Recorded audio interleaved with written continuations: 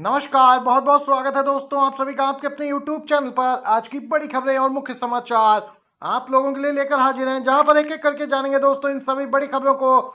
जो समाचार आपके लिए जानना जरूरी है, तो दोस्तों रिक्वेस्ट है कि आप नए हैं चैनल पर तो सब्सक्राइब कीजिएगा।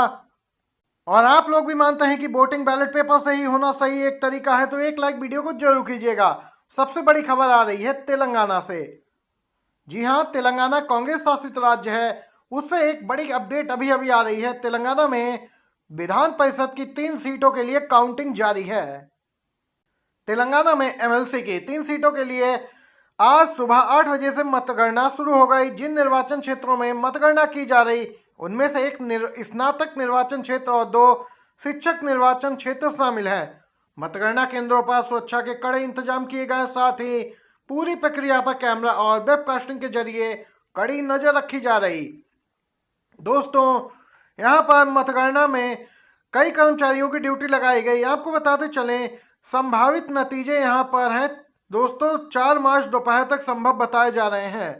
दोस्तों, कांग्रेस शासित राज्य है। मतगणना केंद्रों पर किसी भी अप्रिय स्थिति को रोकने के लिए भारी पुलिस बल की तैनाती की गई, बैरिकेडिंग की गई और बाकी सुरक्षा के उपाय किए गए हैं। बीजेपी का लोकतंत्र अब हुआ उजागर। कांग्रेस में अध्यक्ष पद को लेकर जब कभी दोस्तों चयन प्रक्रिया शुरू हुई, तो यहां पर अंत में वोटिंग के माध्यम से ही अध्यक्ष का सफल चुनाव संपन्न हुआ।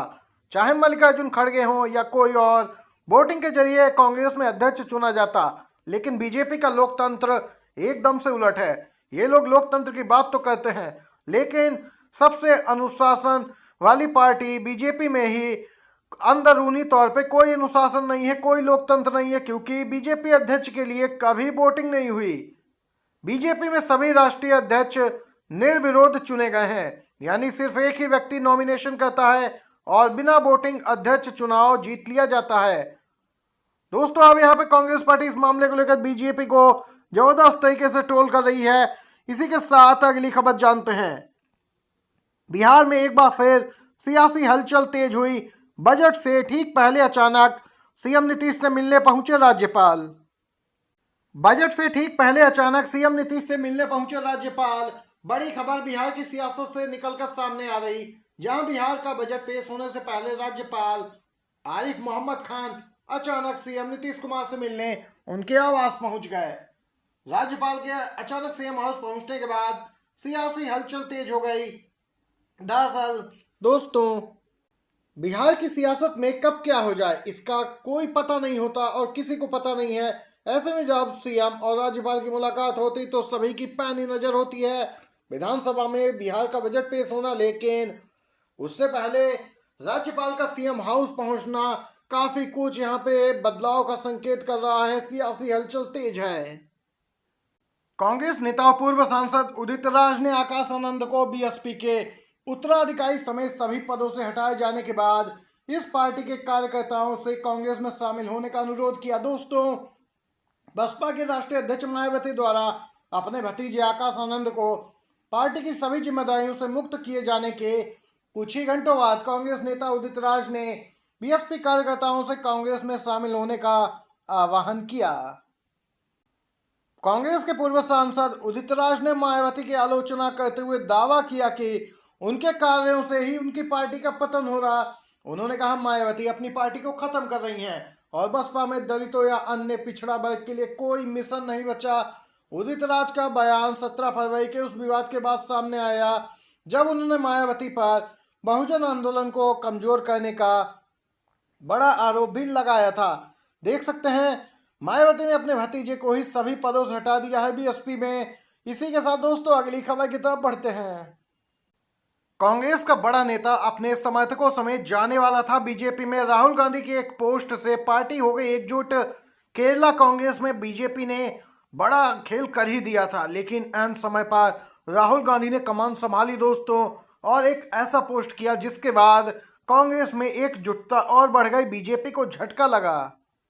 कांग्रेस के आला और सबसे मजबूत नेताओं में शुमार शशि थरूर के ताजा बयानों से उपजी राजनीतिक अटकलों और भाजपा में जाने की अटकलों पर अब विराम लग गया। राहुल गांधी ने पोस्ट साझा कर केरल कांग्रेस की एकजुटता को दर्शाने की कोशिश की, साथ ही पार्टी के कई नाराज नेता और समर्थकों को मना लिया।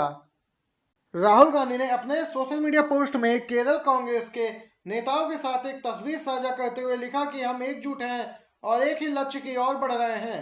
इस पोस्ट के बाद ये स्पष्ट हो गया कि पार्टी में कोई आंतरिक कलह नहीं है और शशि थरूर के बयान को लेकर अनावश्यक विवाद खड़ा किया गया था। थरूर के कुछ हालिया बयानों को लेकर सियासी कुंभों में हलचल मच गई थी। थरूर ने केरल में स्टार्टअप इकोसिस्टम की तारीफ की थी। विपक्ष ने इसे सीपीएम सरकार की सराहना के रूप में लिया।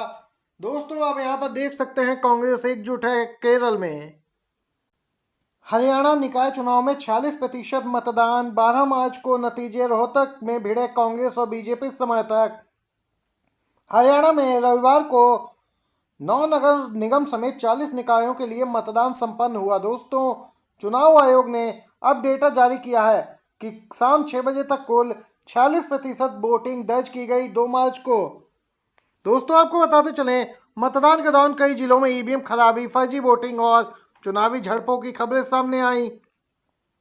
सुबह 8 बजे से वोटिंग हुई थी, शाम 6 बजे तक जारी रही। दोस्तों, अब 12 मार्च को वोटों की काउंटिंग की जाएगी। हिसार में मतदान के दौरान फर्जी वोटरों की मौजूदगी की शिकायतें मिली। कुछ संदिग्ध लोग पोलिंग बूथ की दीवार फांदकर भाग निकले, जिससे माहौल काफी तनावपूर्ण हो गया। दोस्तों, झज्जर के बेरी में 3 फर्जी वोटर पकड़े गए। वहीं गुरुग्राम में वोट काटने की शिकायतों के बाद हंगामा हुआ। वहीं रोहतक में तो भाजपा और कांग्रेस समर्थकों के बीच झड़प ही हो गई, जिससे मतदान केंद्र पर हल्का तनाव बन गया। हालांकि पुलिस ने मौके पर पहुंचकर स्थिति को काबू कर लिया। दोस्तों, अब 12 तारीख को नतीजे आएंगे। ईवीएम को लेकर यहाँ पर कई सवाल उठे थे, क्योंकि इसमें वीवीपैट नहीं कनेक्ट की गई थी। इस बार शिंदे ने कह दी एक बार फिर से मुख्यमंत्री पद की मांग, बीजेपी में मर्ज हो जाओ तब क्लेम बनेगा। जी हाँ दोस्तों, अमित शाह ने 2 टूक कही। महाराष्ट्र की राजनीति से अभी अभी एक बड़ी खबर आ रही। जैसा कि आप सभी जानते ही हैं कि महाराष्ट्र में महायुति में तनावपूर्ण स्थितियां बनी हैं। डिप्टी सीएम शिंदे देवेंद्र फडणवीस को मुख्यमंत्री बनाए जाने से खुश नहीं। अब शिवसेना उद्धव गुट ने अपने मुखपत्र सामना के जरिए जोरदार हमला बोला और अंदर की खबर बताई कि यहाँ पर एकनाथ शिंदे ने केंद्रीय गृह मंत्री के साथ एक बैठक की और सीएम पद पर दावा किया। हालांकि अमित शाह ने इसके लिए स्पष्ट मना कर दिया और कहा कि आप बीजेपी में मर्ज हो जाओ, अपनी पार्टी का विलय कर लो, उसके बाद सीएम पद पर आपका क्लेम बनेगा। देख सकते हैं, स्पष्ट एक तरीके से मना ही कर दिया अमित शाह ने एकनाथ शिंदे को। ये थी बड़ी खबरें दोस्तों, बिग ब्रेकिंग न्यूज। वीडियो अच्छा लगा हो तो लाइक कीजिएगा, शेयर कीजिएगा। आप सभी दोस्तों का बहुत बहुत धन्यवाद।